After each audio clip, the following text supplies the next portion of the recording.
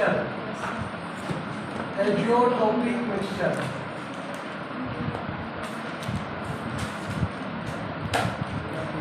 Physics time से पहले मेरे को याद दिलाना, तुम लोगों को बोलना है ना? तो फिजिक्स में सब आ जाएंगे, सब बोल दूंगा, 2 बार बोलने के लिए एनर्जी चाहिए। एजियोट्रोपिक मिक्सचर क्या होता है? एक ऐसा मिक्सचर, ठीक है, एक ऐसा मिक्सचर जिसमें कंपोनेंट्स को डिवाइड किया जाए। क्या किया जाए? कंपोनेंट्स को डिवाइड किया जाए, तो उसके बॉइलिंग पॉइंट में बिना चेंज किए कंपोनेंट्स क्या हो जाते हैं? अलग अलग टूट जाते हैं। उसको हम लोग क्या बोलते हैं? एजियोट्रोपिक मिक्सचर। मतलब एक ऐसा मिक्सचर जिसको हमको सॉल्वेंट और सॉल्यूट को अलग अलग करना है, सॉल्वेंट और सॉल्यूट को क्या करना है? अलग अलग करना है, और बिना उसकी बॉइलिंग पॉइंट को चेंज किए, बिना उसकी बॉइलिंग पॉइंट को चेंज किए अगर सॉल्वेंट और सॉल्यूट को अलग अलग किया जा सकता है तो वो मिक्सचर क्या कहलाता है? एजियोट्रोपिक मिक्सचर। क्लियर है? मतलब अगर हम लोग मिल्क और वाटर का कंबाइन करके एक मिक्सचर बना दिया, अब हमको पता है कि वाटर सॉल्वेंट है और मिल्क क्या है? सॉल्वेंट। अब दोनों को हमको अलग अलग करना है, और अगर हम दोनों को बिना उसको गर्म किए, इसको गर्म किए, उस मिक्सचर को गर्म किए, अगर गर्म करेंगे तो वाटर एवापोरेट होने लगेगा और फिर कुछ देर बाद दूध ही बच जाएगा उसको, ठीक है? तो वो तो उसका बॉइलिंग पॉइंट क्या किया हमने। लेकिन एक ऐसा मिक्सचर जिसकी बॉइलिंग पॉइंट को चेंज किया, अगर हम सॉल्वेंट और सॉल्यूट को सेपरेट कर सकते हैं तो मिक्सचर क्या कहलाता है? क्लियर है कि नहीं? अब एग्जांपल HCl और H2, ये चिपचिपा रहता है। चिपचिपा को इंग्लिश में क्या बोलते हैं? स्टिकी। ठीक है, ये नॉन स्टिकी रहता है।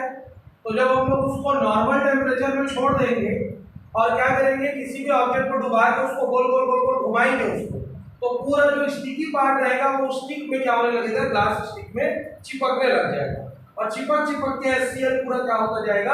अलग होता जाएगा, और उसमें क्या बच जाएगा? तुम्हारा वाटर बच जाएगा, H2 बच जाएगा। तो बिना टेम्परेचर में हम लोग इंक्रीज या डिक्रीज किए HCl और H2 को क्या कर सकते हैं? सेपरेट कर सकते हैं। इसलिए इस मिक्सचर को क्या बोला जाता है? एजियोट्रोपिक मिक्सचर। क्लियर है? यहाँ पर एजियोट्रोपिक मिक्सचर टोटल 2 टाइप्स के होते हैं, maximum boiling azeotropes, maximum boiling azeotropes, और minimum boiling azeotropes, minimum boiling azeotropes. अब अभी सर आप बोले बॉइलिंग पॉइंट में चेंज नहीं होता, मैक्सिमम और मिनिमम कैसे हो गया? ठीक है, अभी तो मैं बोला ना बॉइलिंग पॉइंट में चेंज नहीं होता, तो यहाँ मिनिमम और मैक्सिमम कैसे आया? तो ये जो एजियोट्रोप्स बनाने का मेथड है, क्या है ये? बनाने का मेथड। अगर हमको एजियोट्रोपिक मिक्सचर बनाना है और हम बॉइलिंग पॉइंट को क्या कर रहे हैं? इंक्रीज कर रहे हैं, और जो बनेगा एजियोट्रोपिक मिक्सचर वो क्या कहलाएगा? Maximum boiling azeotrope. 2 अलग अलग सॉल्वेंट और सॉल्यूट दिए, दोनों को घोलने की कोशिश कर रहे हैं, नहीं घुल रहा है। जैसे ही टेम्परेचर बढ़ा दिए, तो टेम्परेचर बढ़ाने पर अगर वो क्या हो गया? घुल गया और मिक्सचर बन गया, तो उसको हम लोग क्या बोलेंगे? Maximum boiling azeotropes. और अगर हम लोग 2 ऑब्जेक्ट लिए और दोनों को घोलने की कोशिश कर रहे हैं लेकिन नहीं घुल रहा है, लेकिन उसका टेम्परेचर को क्या कर दिया हम लोग? डिक्रीज कर दिया, और डिक्रीज करने पे घुल गया, तो वो तुम्हारा क्या कहलाएगा? Minimum boiling azeotropes. क्लियर है कि नहीं? क्लियर? फिर से मैक्सिमम बॉइलिंग एजियोट्रोप्स ऐसे एजियोट्रोपिक मिक्सचर होते हैं जिनको फॉर्मेशन करने के लिए टेम्परेचर को, बॉइलिंग पॉइंट को क्या करना रहता है? इंक्रीज करना रहता है। मिनिमम बॉइलिंग एजियोट्रोप्स ऐसे एजियोट्रोपिक मिक्सचर होते हैं जिसमें 2 ऑब्जेक्ट को कंबाइन करने के लिए टेम्परेचर को क्या करना पड़ता है? डिक्रीज करना पड़ता है। और जब सेपरेट करते हैं तब बॉइलिंग पॉइंट को क्या कर देते हैं हम लोग? कांस्टेंट। क्या कर देते हैं? सेपरेट करेंगे तो बॉइलिंग पॉइंट में कोई चेंज नहीं होगा, जब बनाएंगे तो इंक्रीज और क्या करना पड़ेगा? डिक्रीज करना पड़ेगा। Clear? Osmosis and osmotic pressure होता क्या है? तो ऑस्मोसिस जो वर्ड है उसका एक एंटोनिम्स भी है, या सिमिलर भी बोल सकते हैं, डिफ्यूजन। दोनों को कंपेयर करके हम लोग पढ़ेंगे तो ऑस्मोसिस और डिफ्यूजन होता क्या है। ठीक है। ऑस्मोसिस क्या बोलता है, लोअर कॉन्सेंट्रेशन रीजन से, कहां से, लोअर कॉन्सेंट्रेशन रीजन से अगर मॉलिक्यूल्स हायर कॉन्सेंट्रेशन रीजन की तरफ मूव करते हैं, किसकी तरफ मूव करते हैं, हायर कॉन्सेंट्रेशन रीजन की तरफ मूव करते हैं with the help of semi permeable membrane, with the help of semi permeable membrane, semi permeable membrane. तो इसको हम लोग क्या बोलते हैं, इस प्रोसेस को क्या बोलते हैं हम लोग, ऑस्मोसिस। और अगर यही प्रोसेस हायर कॉन्सेंट्रेशन रीजन से किसकी तरफ जाता है, लोअर कॉन्सेंट्रेशन रीजन की तरफ जाता है, तो ये प्रोसेस क्या कहलाता है, डिफ्यूजन। लेकिन डिफ्यूजन में मेम्ब्रेन की जरूरत नहीं है, डायरेक्ट पास हो जाता है। तो जो डायरेक्ट पास होता है वो डिफ्यूजन कहलाता है। क्यों, ज्यादा हो जाएगा कहीं पर भी, जैसे जहां पर एयर भी ज्यादा हो जाता है तो एयर वहां से क्या करने की कोशिश करता है, मूवमेंट करने की। तो जहां पर कॉन्सेंट्रेशन की मात्रा बढ़ जाती है तो वो किसकी तरफ जाने की कोशिश करता है, लोअर की तरफ जाने की कोशिश करता है। लेकिन इसमें अपोजिट होता है, लोअर कॉन्सेंट्रेशन रीजन से मॉलिक्यूल किसकी तरफ जाएंगे, हायर कॉन्सेंट्रेशन रीजन की तरफ। लेकिन किसके हेल्प से जाएंगे, सेमी परमिएबल मेम्ब्रेन। मतलब ओनली ये किसको अलाउ करेगा पास होने के लिए, सॉल्वेंट को, और किसको रोक देगा इस तरफ, सॉल्वेंट। तो ये प्रोसेस क्या कहलाता है, ऑस्मोसिस। क्लियर है कि नहीं? तो ऑस्मोसिस एक ऐसा प्रोसेस हुआ जिसमें मॉलिक्यूल्स लोअर कॉन्सेंट्रेशन रीजन से किसी तरह मूव करते हैं, हायर कॉन्सेंट्रेशन रीजन की तरफ मूव करते हैं with the help of semi permeable membrane. बार बार मैं वर्ड यूज कर रहा हूं, सेमी परमिएबल मेम्ब्रेन घर में हम लोग कहां पे देखते हैं, तो सबसे पहला चाय छानने के लिए चाय छन्नी, उसमें पूरा जो क्या रहता है तुम्हारा, इलायची हो गया या फिर तुम्हारा क्या हो गया, टी हो गया, ठीक है, वो सब ऊपर उठ जाता है और खाली उसका लिक्विड चला जाता है। ठीक, जब गाय का दूध निकालते हैं तो उस समय उस दूध को भी छाना जाता है, ऊपर में पूरा उसका लेयर जम जाता है। अगर गाय का कभी दूध निकाल दो, देखे होगा, छाने होगे तो वो पता चल जाएगा। दूसरा चीज, बच्चे लोगों को मौसम्बी रस पिलाया जाता है, यहाँ पर मार्केट में जूस पीते हैं, तो जूस पीने के बाद उस जूस को छानते हैं, गन्ना रस भी रहता है तो छानते हैं उसको, डायरेक्ट तो नहीं दे दिया जाता। क्यों, क्योंकि लकड़ी टाइप का उसमें चला जाता है। तो वो एक प्रकार का क्या हो गया हमारा, मेम्ब्रेन। क्या हो गया, मेम्ब्रेन। मैक्सिमम लोग एग खाते हैं, मैक्सिमम लोग खाते हैं, ठीक है, जो लोग नहीं खाते हैं वो अलग बेटर है। लेकिन जिन लोग एग खाते हैं, एग का अगर व्हाइट वाला उसको निकाल दिया जाए तो येलो कलर का जो फ्लेशी पार्ट वहां पे दिखता है वो येलो कलर का मेम्ब्रेन है, क्या है वो, एक प्रकार का मेम्ब्रेन है। 10th में भी प्रैक्टिकल है, 12th में भी उसका प्रैक्टिकल है, 11th में भी प्रैक्टिकल है। एग का उसको एल्बुयम बोलते हैं, ALBIUM, ठीक है, और उसका उपयोग झिल्ली के रूप में किया जाता है। मतलब वो सिर्फ वाटर मॉलिक्यूल को अंदर पास होने देता है, बाकी सबको क्या कर देता है, रोक देता है। एल्बुमिन या एल्बियम बोलते हैं, ठीक है। तो सेमी परमेबल मेम्ब्रेन ये था नेचुरल। अब आर्टिफिशियल आते हैं। आर्टिफिशियल लैब में जाओ तो फिल्टर पेपर देखे होंगे, सफेद रंग का गोल गोल वाला रहता है, कई जगह पे चौकोर वाला फिल्टर पेपर भी रहता है। तो फिल्टर पेपर भी ओनली सॉल्वेंट मॉलिक्यूल को पास होने देता है, सॉल्यूट को क्या कर देता है, रोक देता है। तो ये हो गया सेमी परमेबल मेम्ब्रेन।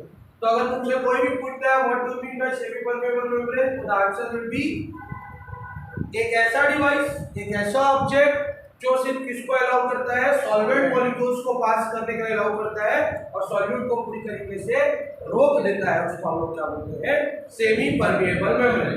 इसका उपयोग किसमें किया जाता है, ऑस्मोसिस प्रोसेस।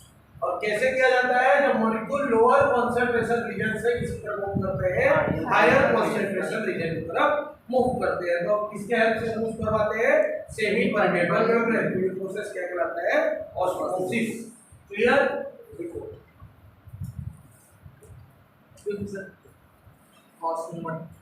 ऑस्मोसिस डिफ्यूजन एक ही है या फिर ऑस्मोटिक डिफ्यूजन एक ही है? दोनों डिफरेंस है, मतलब, और वो ऑस्मोटिक प्रेशर तो अभी हम लोग पढ़े नहीं। तो ये दोनों सिमिलर है, ऑस्मोसिस और डिफ्यूजन। लोअर से हायर, हायर से लोअर, कहां से निकल, अपोजिट है। देखो नोट करो, the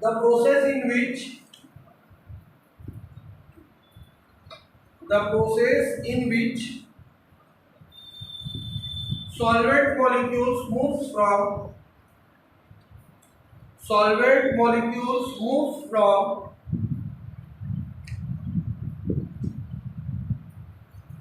lower concentration region REGION, lower concentration region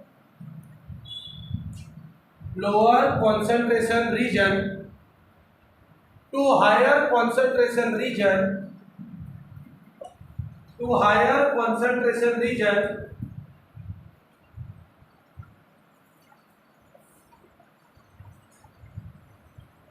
with the help of higher concentration region हो गया, with the help of semi permeable membrane, with the help of semi permeable membrane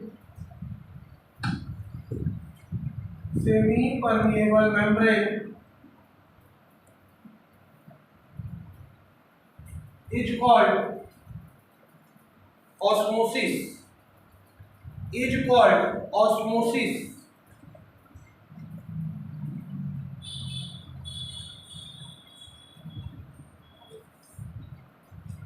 Clear? Paragraph change. The object or the substance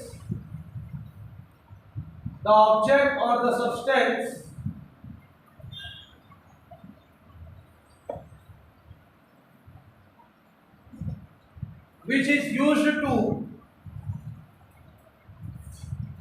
pass only solvent molecules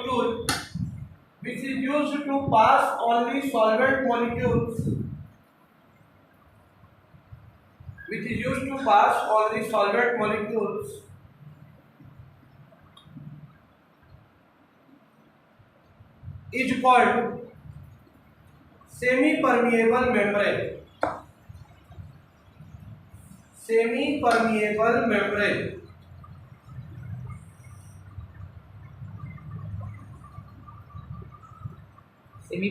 क्या बोलते हैं? membrane MEMBRANE.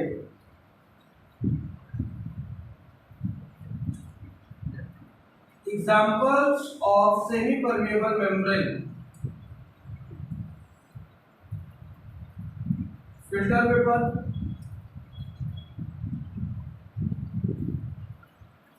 parchment paper, ये सब lab में मिल जाता है. parchment paper,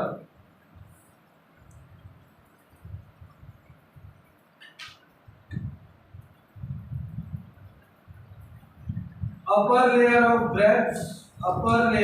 grapes,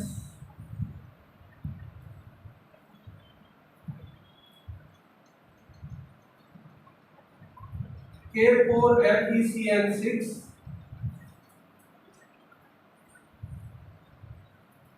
cellulose. ये सब एग्जांपल्स किसके हैं? Semi permeable membrane. पांचों एग्जांपल. अब ऑस्मोसिस को अगर हमको रीड करना है, लैब में अगर पढ़ना है, तो हम लोग जनरली सिर्फ फिल्टर पेपर का, ग्रेप्स के अपर लेयर का और पोटेशियम हेक्सासाइनोफेरेट 2 इन तीनों का ही उपयोग करते हैं. 1 2 3. सेलुलोज हमको मिल जाता है लेकिन हम उसका यूटिलाइजेशन नहीं कर सकते. पार्चमेंट पेपर भी मिल जाता है लेकिन उसमें ऑस्मोसिस को नहीं समझा जा सकता. होता सेमी परमेबल ये भी है लेकिन ऑस्मोसिस प्रोसेस को प्रैक्टिकली प्रूफ नहीं किया जा सकता. सेल्यूलोज हमारी बॉडी का कोई सा भी स्किन को कट करेंगे वो एक प्रकार का सेल्यूलोज है, ठीक है. या कोई सा भी पेड़ का ऊपर का छिलका को निकाल लेंगे वो सेल्यूलोज है, लेकिन उसका यूटिलाइजेशन नहीं कर सकते. तो पानी को अगर पास करने की कोशिश करोगे तो नहीं होगा, बाकी इन तीनों में होगा. ठीक. वो के मतलब वहाँ पोटेशियम ही है. पोटेशियम हेक्सासाइनोफेरेट 2 चैप्टर 9 में पढ़ेंगे कोऑर्डिनेशन केमिस्ट्री में इसका नोमेनक्लेचर. अभी सिर्फ नोट करो, ठीक है. अब आ जाते हैं डिफ्यूजन वर्ड को लिखना नहीं है, सिर्फ समझ लेंगे. अगर मॉलिक्यूल्स हायर कॉन्सेंट्रेशन रीजन से इसकी तरफ जाएंगे, लोअर कॉन्सेंट्रेशन रीजन की तरफ जाएंगे, तो ये प्रोसेस कहलाता है डिफ्यूजन।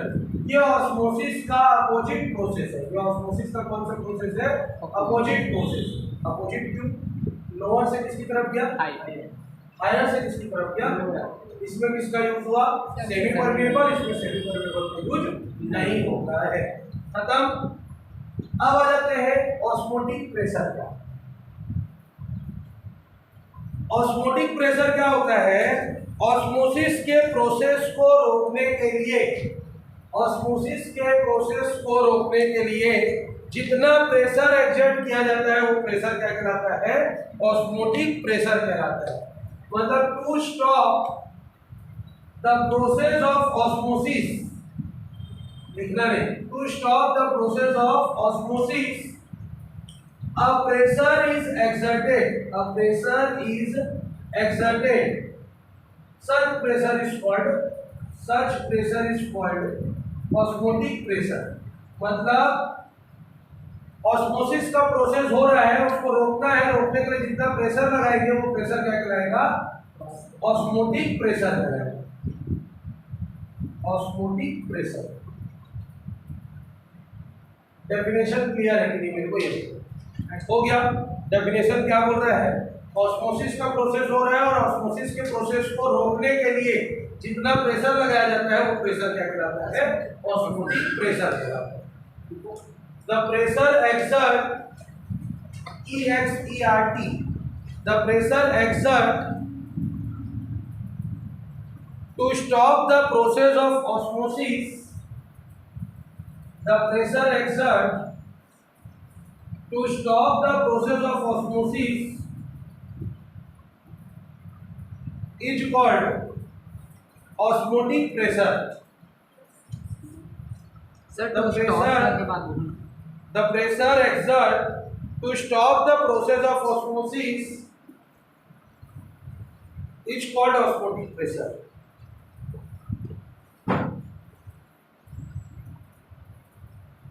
इस प्रेशर को मेजर करने के लिए Berkeley PERKELEY, Berkeley and Hartley HARTLEY, दो साइंटिस्ट थे, Berkeley and Hartley.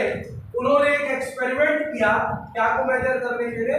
Osmotic pressure को मेजर करने के लिए। वो एक्सपेरिमेंट लिखने के लिए पेपर में कभी कभी आ जाता है कि ऑस्मोटिक प्रेशर को कैसे मेजर किया जाए। Name the device which is used to measure क्या? Osmotic pressure. एक क्वेश्चन आ रहा है मेरे मन में, उसी बैरोमीटर का यूज करके इसको मेजर किया ऑस्मोटिक प्रेशर। तो ऑस्मोटिक प्रेशर को मेजर करने के लिए किसी अलग डिवाइस उन्होंने क्रिएट नहीं किया। उन्होंने किसका उपयोग किया? बैरोमीटर। कैसे किया इसको समझेंगे। इसमें 70% कंस्ट्रक्शन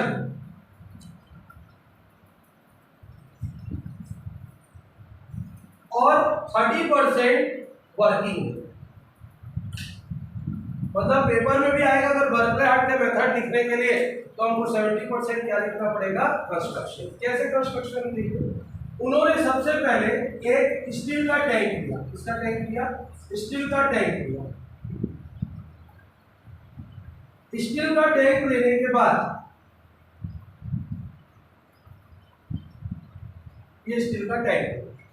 अब स्टील का टैंक लेने के बाद उन्होंने दोनों साइड सॉल्यूशन, पहले पूरा इसमें क्या कर दिया? उन्होंने सॉल्यूशन फिलअप कर दिया।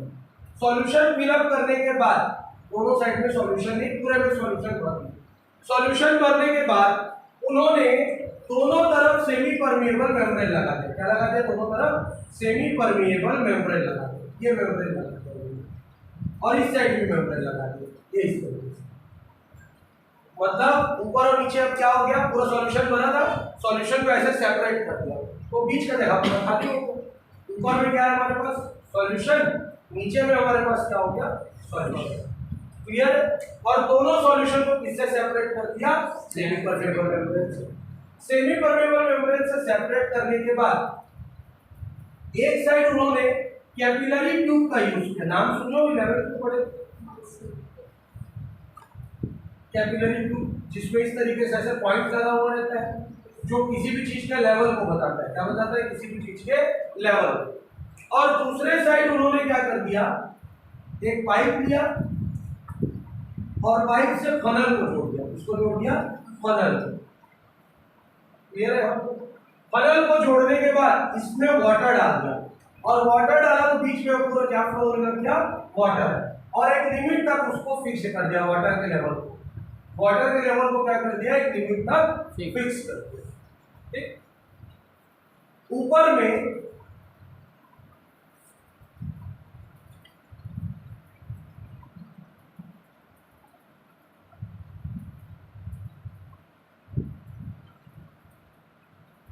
उन्होंने लगाया पिस्टन, क्या लगा दिया ऊपर में उन्होंने पिस्टन दबाने के लिए, क्या लगाया पिस्टन, और पिस्टन को जोड़ दिया एक बैरोमीटर, उससे जोड़ दिया बैरोमीटर। इसको प्रेशर गेज भी बोलते हैं, क्या बोलते हैं इसको, प्रेशर गेज या बैरोमीटर बोल दो, जो बोल रहा है। कंस्ट्रक्शन समझ में आया कि सबसे पहले उन्होंने क्या लिया, आयरन या स्टील का टैंक। स्टील का टैंक लेने के बाद उसके अंदर क्या भर दिया, सॉल्यूशन। सॉल्यूशन भरने के बाद दोनों साइड से क्या कर दिया, सेपरेट। किससे सेपरेट किया उन्होंने, सेमी परमिएबल मेम्ब्रेन। किससे सेपरेट किया, सेमी परमिएबल मेम्ब्रेन से। चालू है बेटा? हाँ। अब सेमी परमिएबल मेम्ब्रेन से सेपरेट करने के बाद एक साइड उन्होंने क्या लगा दिया, कैपिलरी ट्यूब। क्या लगाया, कैपिलरी ट्यूब। और कैपिलरी ट्यूब अपने को पता है कि वो लेवल को बताता है किसी भी चीज का। और दूसरे साइड क्या लगा दिया, जनरल ट्यूब, और क्या लगा दिया, फनल। फनल के माध्यम से उसमें क्या भर दिया, वाटर, और वाटर को एक जगह पे क्या कर दिया उन्होंने, फिक्स्ड कर दिया। ऊपर में क्या लगाया उन्होंने, पिस्टन, और पिस्टन से किसको जोड़ दिया, प्रेशर गेज। क्लियर है यहाँ पर, कोई डाउट? अब धीरे धीरे वाटर का मॉलिक्यूल सॉल्यूशन की तरफ मूव करना स्टार्ट किया। दिखेगा तो नहीं, पानी है और सॉल्यूशन है, देखे ना इससे नहीं देख सकते, लेकिन मतलब खुली आंखों से नहीं देख सकते। लेकिन जब वाटर का लेवल यहाँ से नीचे जाएगा तब तो पता चलेगा ना कि वाटर मॉलिक्यूल किसकी तरफ मूव कर रहा है, सॉल्यूशन की तरफ। तो जैसे जैसे वाटर का लेवल नीचे जाने लगा तो उन्होंने ऑब्जर्व किया कि वाटर मॉलिक्यूल्स किसकी तरफ मूव कर रहे हैं, सॉल्यूशन की तरफ मूव कर रहे हैं। मतलब इतना समझ में आ गया कि कौन सा प्रोसेस स्टार्ट हो चुका है, ऑस्मोसिस का प्रोसेस, क्योंकि वाटर का कॉन्सेंट्रेशन सॉल्यूशन से क्या होता है, कम होता है। तो लोअर कॉन्सेंट्रेशन से मॉलिक्यूल्स किसकी तरफ मूव कर रहे हैं, हायर की तरफ, इन द हेल्प ऑफ क्या, सेमी परमिएबल मेम्ब्रेन। तो कौन सा प्रोसेस स्टार्ट हो गया इसमें, ऑस्मोसिस। जब ऑस्मोसिस का प्रोसेस स्टार्ट हुआ और धीरे धीरे वाटर का लेवल नीचे जा रहा था तो उन्होंने क्या किया, प्रेशर से उस पे क्या लगा दिया, पिस्टन से प्रेशर लगाया। और जैसे ही प्रेशर लगाया वाटर का लेवल एक जगह पे जाके फिर से क्या हो गया, फिक्स्ड हो गया। अब वाटर का लेवल नीचे नहीं जा रहा है, इट मींस प्रोसेस क्या हो चुका है, जितना प्रेशर लगाया उसके कारण स्टॉप हो चुका है। उस प्रेशर को किससे मेजर कर लिया उन्होंने, प्रेशर गेज से, और उसका नाम क्या दिया, ऑस्मोटिक प्रेशर। क्योंकि उन्होंने जब प्रेशर लगाया और प्रेशर लगाने से वाटर का लेवल नीचे जाना बंद हो गया, मतलब ऑस्मोसिस का प्रोसेस क्या हो चुका है, स्टॉप। और ऑस्मोसिस का प्रोसेस स्टॉप हुआ तो जितने प्रेशर पे स्टॉप हुआ वो प्रेशर क्या जाएगा, ऑस्मोटिक प्रेशर। समझ में आया कि नहीं? क्लियर है? तो 70% तो खाली थ्योरी था, 30% क्या काम किए, वाटर किसकी तरफ गया, सॉल्यूशन की तरफ। यहाँ पर वाटर का लेवल क्या हुआ, डिक्रीज। वाटर का लेवल डिक्रीज हुआ तो उसको मेंटेन करने के लिए पिस्टन से क्या लगाया, प्रेशर नापा, किससे, प्रेशर गेज से। वाटर का लेवल क्या हो गया, फिक्स्ड। जितना प्रेशर में फिक्स्ड हुआ वो है ऑस्मोटिक प्रेशर। क्लियर? कोई डाउट? ड्राइंग करो और कॉलम नोट्स मेरा कॉपी में इसका वर्किंग और कंस्ट्रक्शन लिख के लाओ। बस क्लोज करो।